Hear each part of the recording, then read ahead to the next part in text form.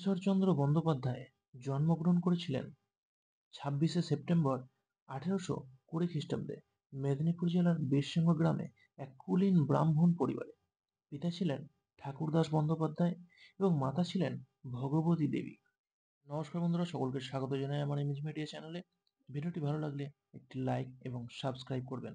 আজকে আমি আপনাদের শোনাবো ঈশ্বরচন্দ্র বন্দ্যোপাধ্যায়ের জীবনের একটি ছোট্ট ঘটনা।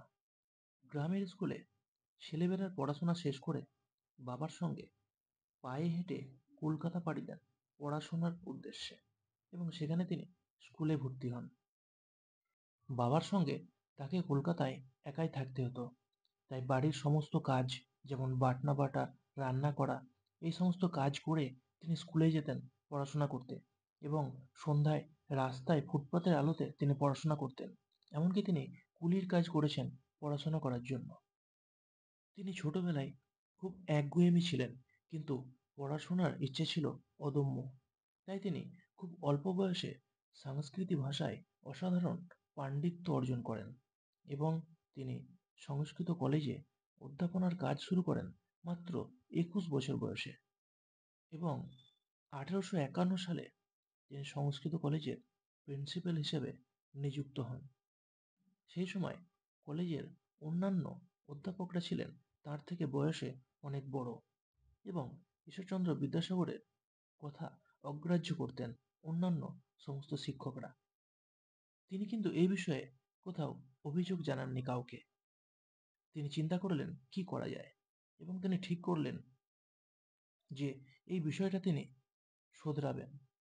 সেই জন্য তিনি সবার প্রথম কলেজে এসে একটি ঘড়ি নিয়ে দাঁড়িয়ে থাকতেন কলেজের গেটে এবং যে সমস্ত শিক্ষকরা লেট করে আসতেন তাদের প্রত্যেককে হাত জোড় করে নমস্কার করতেন এবং বলতেন, স্যার আজকে আপনার 2 মিনিট লেট হয়ে গেছে, স্যার আজকে আপনার 10 মিনিট লেট হয়ে গেছে, স্যার আজকে আপনার আধা ঘন্টা লেট হয়ে গেছে, পরের দিন সঠিক সময়ে কলেজে আসার চেষ্টা করবেন।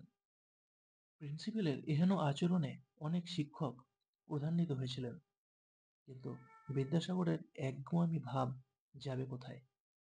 তার 1 মাসের চেষ্টায় সমস্ত স্যারকে তিনি সঠিক সময়ে কলেজে আসতে বাধ্য করেছিলেন। একজন সমাজ সংস্কারক হিসেবে ঈশ্বরচন্দ্র বিদ্যাসাগরের অবদান অসামান্য। তিনি নারী শিক্ষার জন্য আন্দোলন করেছিলেন এবং বিধবা বিবাহ আইন পাশ করার জন্য তিনি সরকারের কাছে পিটিশন জমা দিয়েছিলেন এবং অবশেষে লর্ড ডালহৌসির আমলে এবং তার সহযোগিতায় 1856 খ্রিস্টাব্দে বিধবা বিবাহ আইন পাশ হয় এবং বিধবাদের পুনর্বিবাহ করার আয়োজন করেছিলেন বিদ্যাসাগর মহাশয় এবং তিনি বাল্যবিবাহের বিরুদ্ধে আন্দোলন করেছিলেন। একসময় মেয়েদের 8 বৎসর বয়সে বিবাহ করানো হতো, তা তিনি রোধ করেছিলেন এবং 12 বৎসর পর্যন্ত করেছিলেন। ধন্যবাদ।